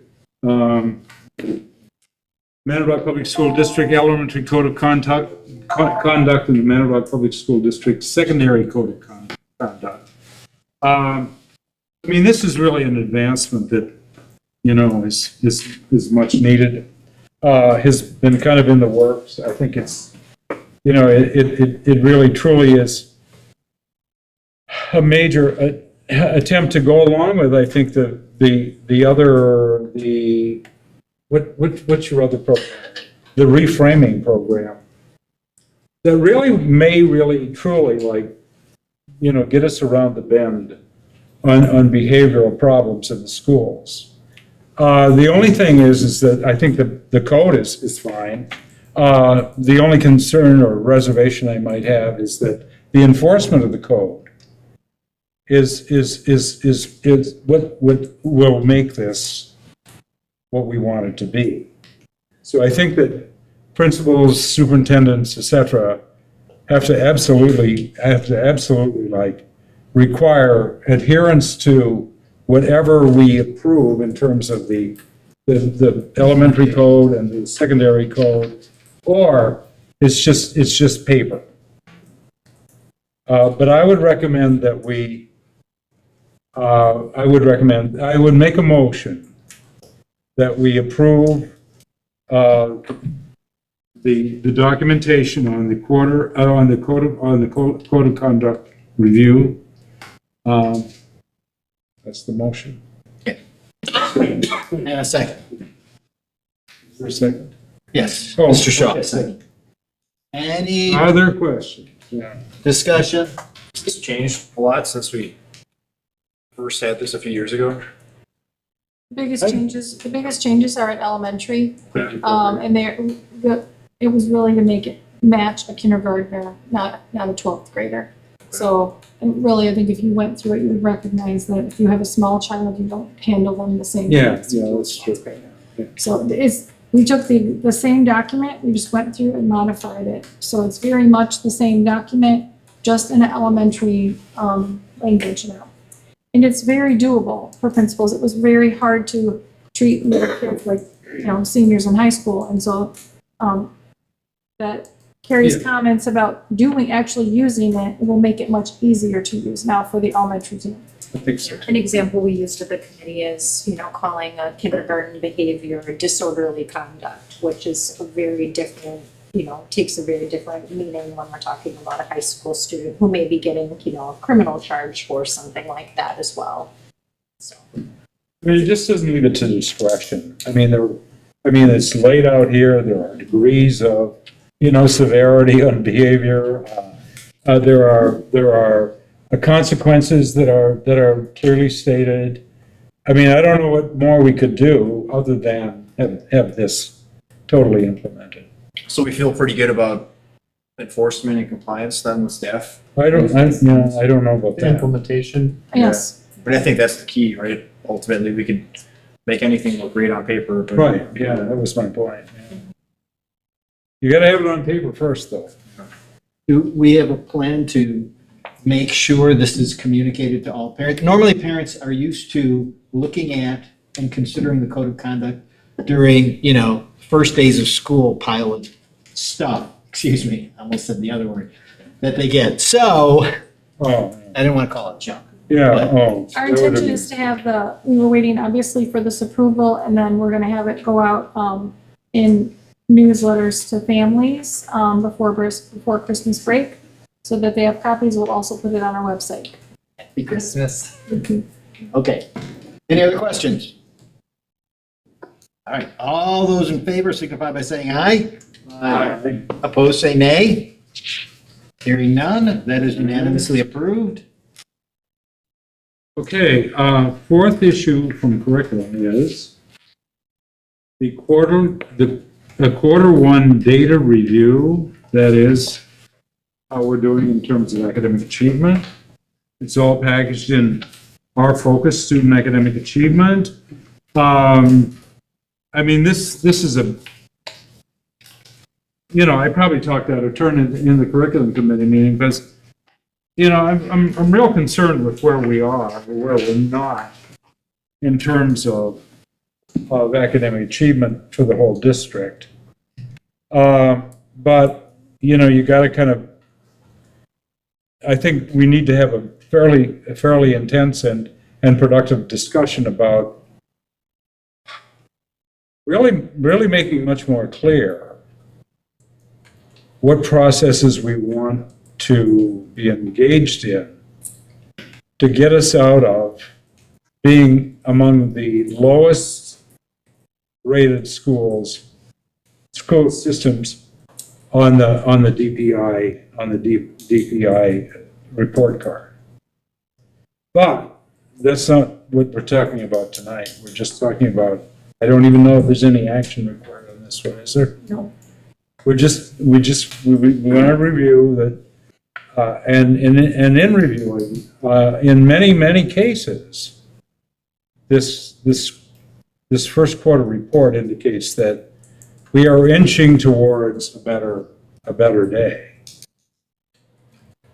So if there are questions, comments, etc., I'd have you address Heidi or Katie. Or me. Yeah, well, I just wanted to comment, thank you guys for getting back to me on that email. Oh, yeah. Again, I just wanted to reiterate, we haven't arrived, there's a lot of work to do, but at the same time, there's a lot to be proud of. And I just wanted to highlight that, our district across the board, correct me if I'm wrong, we saw a rise in reading proficiency, both based on our own internal data, which, by the way, we never had before. So now we have quarterly data to give us, some guidance on how we're doing along the way. The nationally normed data, I went over that with Lee earlier today, showed us, I believe as a district, we were 6% increase in reading proficiency, and I'm told the average is about 3.5. So that's a positive, right? And then the state data, obviously not quite where we want to be at, but we're not too far off state, right? The state was like a 12.1% increase and we were at 11.5%. So we're talking about 0.6 of 1%, right? It's not like we're miles and miles away. So lots of positives that we can build off of. And really, I just wanted to, give some credit to all the team behind the scenes. I know it's a lot of work. We've implemented a new curriculum. There was, it wasn't, not everyone was initially on board with it, but I think overall it was a little bit bumpy, and I think everyone's done a great job. The fact that we've seen increases is great. Is there more work to do? Like I said, yeah, absolutely. We need to keep pushing to get better and raise the bar, but I'm just really proud of the work that everyone's put in. I'm proud of the kids. So I feel that, we just got to keep working and chopping wood. So that's my message. Thank you. Anyone else? Yeah. As well, I want to say thank you, and I want to really emphasize the process of us having, essentially multiple ways of measuring ourselves internally, state, and having real-time data in the review of making changes. Like Tony said, in the past, we didn't have much to go off of except maybe, the state exam. So I want to emphasize how we have multiple checks and balances to see that we're actually managing our curriculum and our implementation of it. And I do not want to see that get thrown to the side in the future if we feel that it's too mundane having multiple resources available to us. So I just want to say thank you for how you guys have implemented this and how we have really come together to do this. And to emphasize that, my last point would be elementary students having test participation of almost 100% because of the structure really helps us get a true gauge of not tests but assessments. That was a joke going back to the public input, but anyways, right. thank you. So I know it wasn't that good, but so just being able to having that participation of the elementary is very important, and we do need to work on our implementation of the middle school and high school implementation of the testing or assessment giving because of participation going down so much. Obviously, with freedom comes responsibility, and maybe the way we're marketing that is going to change to try to have the participation go up. But elementary-wise, having a clear view of what's going on, and then being able to see and make changes so we don't have children fall through the cracks and get behind and then exacerbate those problems, and then it turns into a behavior. So thank you, team, for everything you've done, and I really believe they're 100% behind the success of being able to implement correct reading strategies among the math strategies. Thank you. Thank you. I think we have some issues. There was a speaker tonight that said our reading scores went up 41%. Yeah, so much. We have, in the past, we have not done a good job of giving correct information to the public. My other question is, our scores, we're still below the state.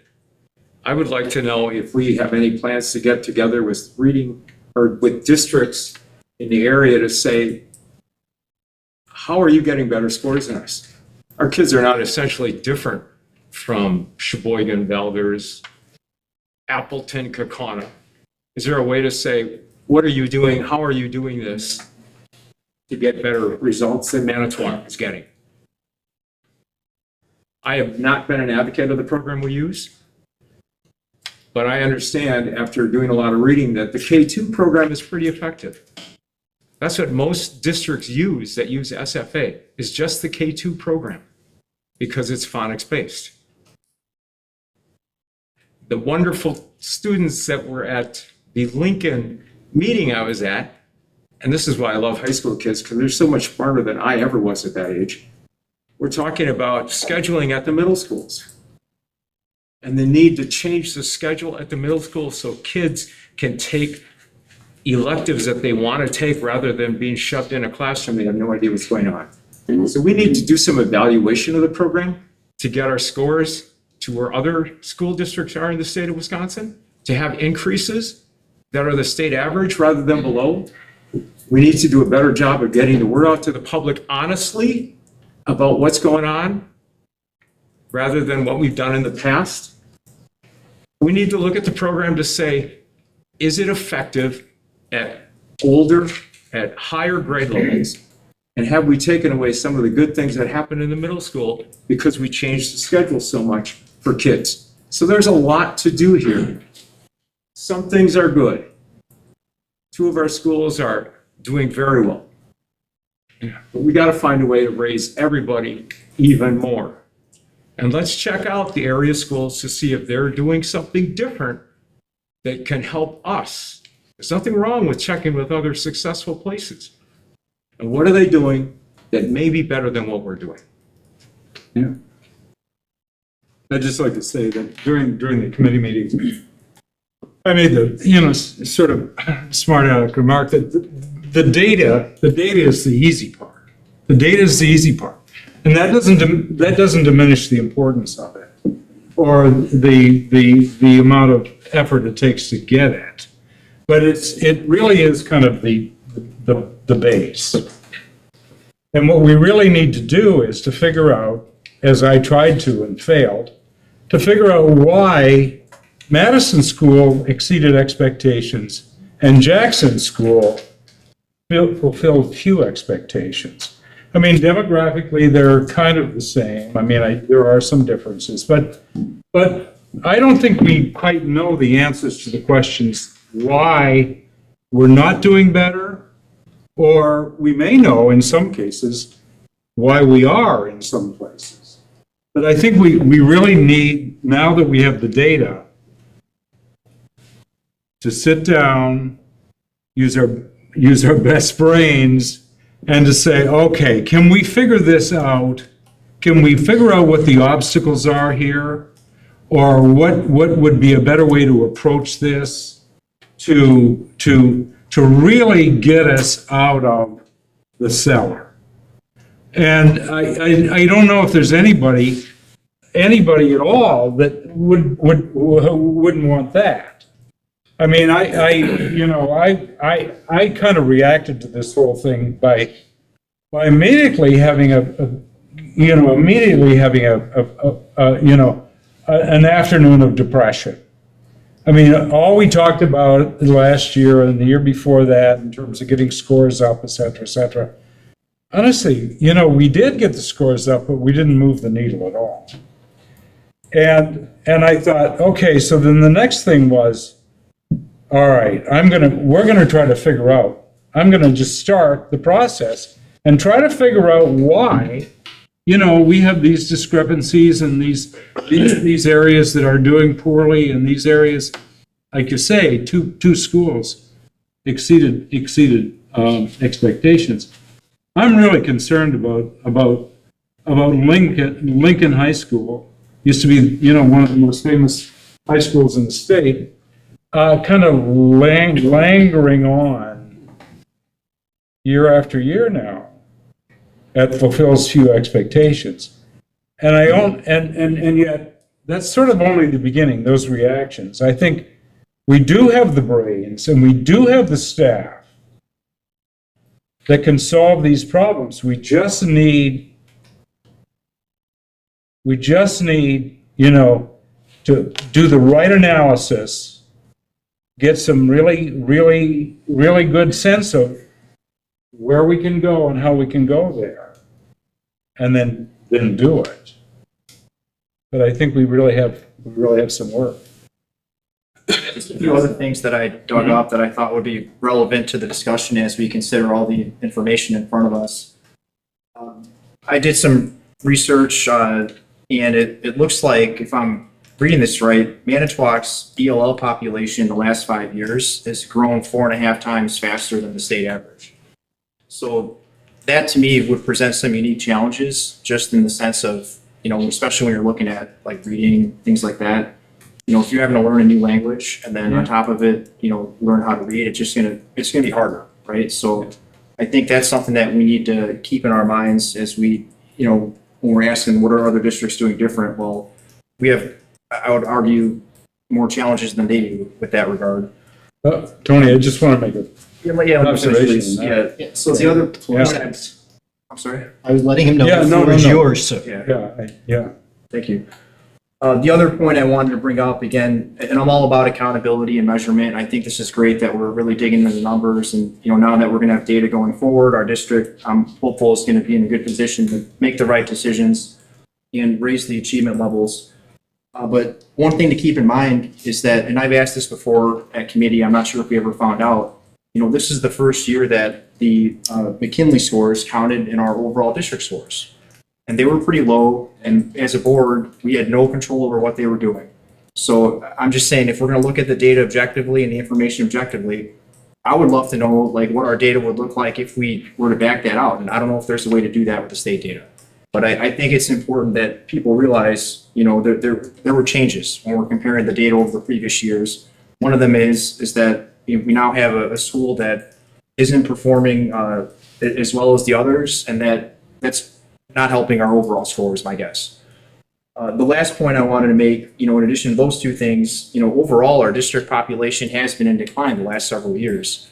And I would think that, a good chunk of those, if not all of those, are probably families that feel that their needs are, for whatever reason, aren't being met here.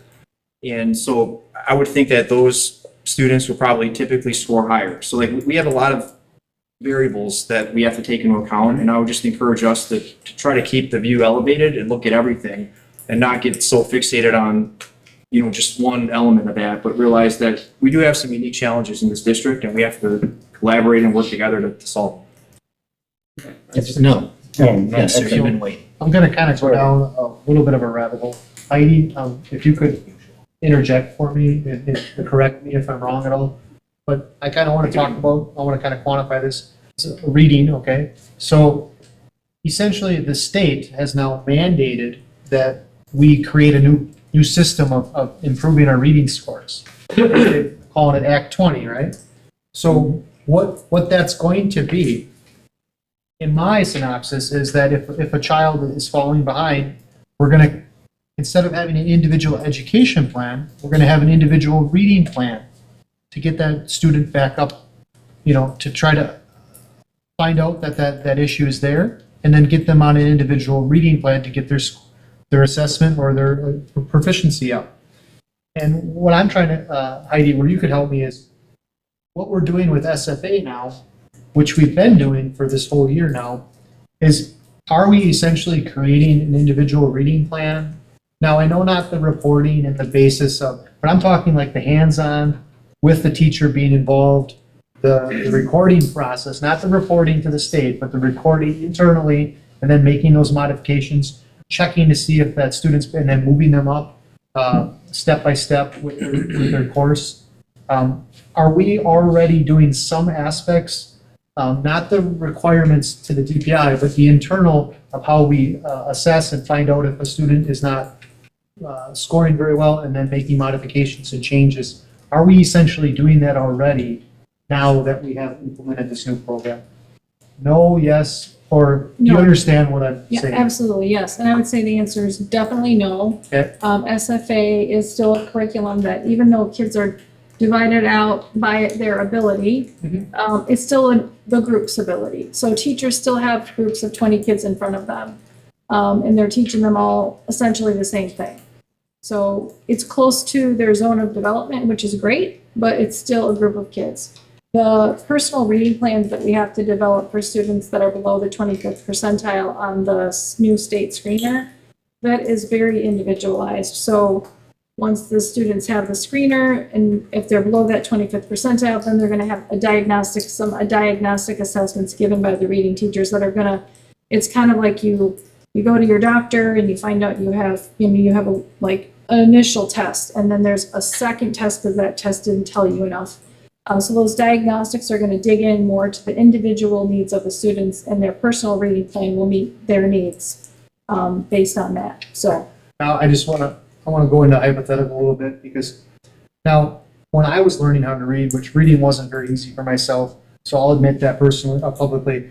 But when I was in a group of students that were kind of closer to my reading level, I didn't feel so ostracized. And when I had a group of 7 or 8 kids, or 12 or 10, I was more confident in reaching out and not trying to become a behavioral problem, but actually learning. And so I really like how we are grouping the students by ability within a safe environment.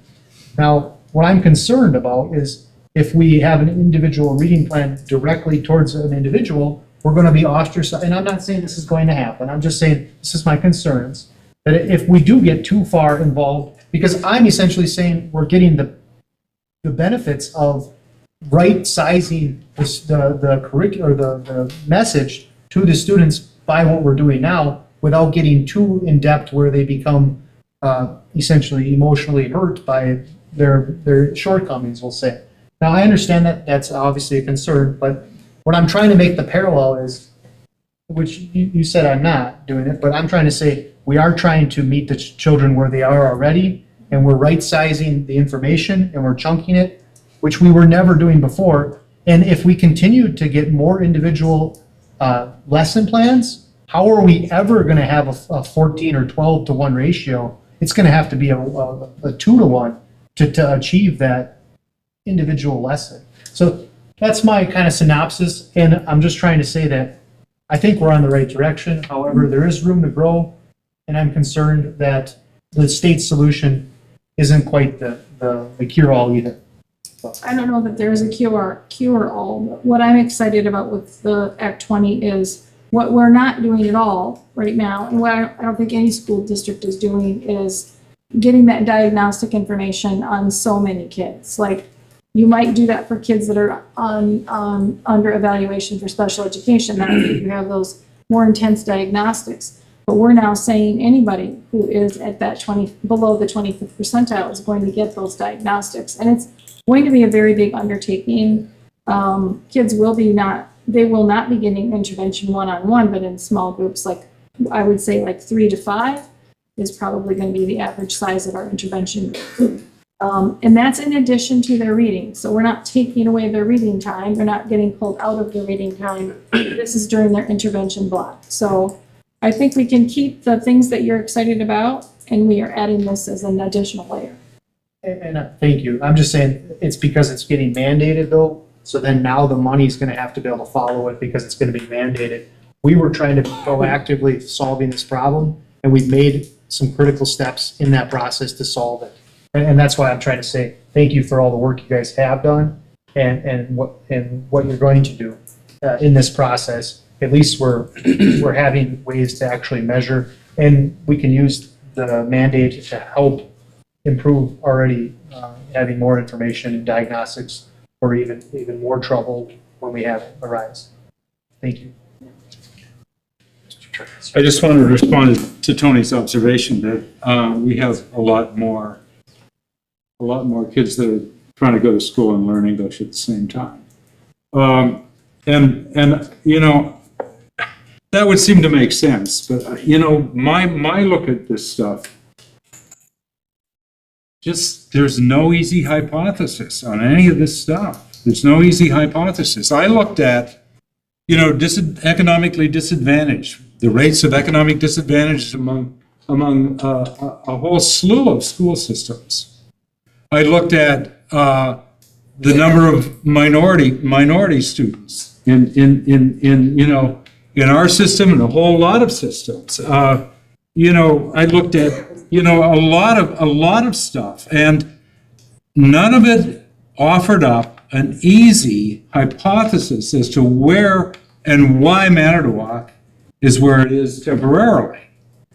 Indeed, you know, the one school system that had all of the big problems, an 83% economic disadvantage ratio, you know, for kids from families, who had many more minority students than any other school system in the entire state. And you know what I'm talking about.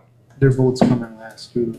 We're talking about Milwaukee that scored significantly higher than we did as a school system, had quite a few schools that exceeded expectations, some that didn't at all. But the fact of the matter is they outscored us on virtually everything. So I don't know. I mean, I haven't yet struck upon, you know, the moment of enlightenment that tells me why we are where we are and why they're doing better than we are. Right. Can I say something? Sure. I just like to say, there are a lot of variables. I agree with you. I was just pointing out one that I think would be incredibly challenging, which is not knowing the language and trying to learn to read. But, you know, I also just to reiterate, you know, yeah, the state data is the state data, but we aren't miles behind the state. The state average increase was 12.1%. Our increase, so we increased too, we're at 11.5% in reading proficiency. Yeah, we're just talking about reading. So, yeah, so hey, just reading, right? And we spent a lot of time focusing on that. And I think that, you know, it'll probably take longer than 1 year to see the fruits of that, you know, pan out. But it's, again, 0.6 of 1%, right? So it's, you know, it's not like we're like 50% below the state average or, you know, miles and miles away. It's just over 1/2 of 1%, which is, you know, it's still something, but I just wanted to, you know, it's not like it's still increased, right? So I just wanted to make sure people understood, like, you know, the reading did get better. So we invested time and energy in reading, and the kids in our district are reading better. So that's a win. To draw this discussion to a close, because there is no action on this item, I would like to say that I've begun to suspect that the whole purpose in any sort of testing is to give me yet another opportunity to brag on Madison, which is not a surprise to my friends, my family, and people who know me that don't work at Madison School, because they do a lot of great things at Madison. They really do. I will come back to that in just a second. 100% participation on testing, that is absolutely because of the principal, the teachers, the reading coordinators, and the support staff. Everybody works to get 100% participation on a test. As somebody who's done it, somebody who's been there, I'm telling you, that's everybody pulling together to make that work. I was lucky enough to be over at Lincoln during the, which one do they do there? The ACT, the SAT, which is? ACT is 9, 10, OCT. ACT, and boy, you see everybody trying to make that work. And that happens at the grade schools too, and that's how you get 100% participation and results. And I would just want to say to all the principals, all the reading coordinators, all the teachers, all the support staff making that work, thank you, thank you, thank you. No matter how your school did, getting everybody to participate really helps us know where we're going. Okay?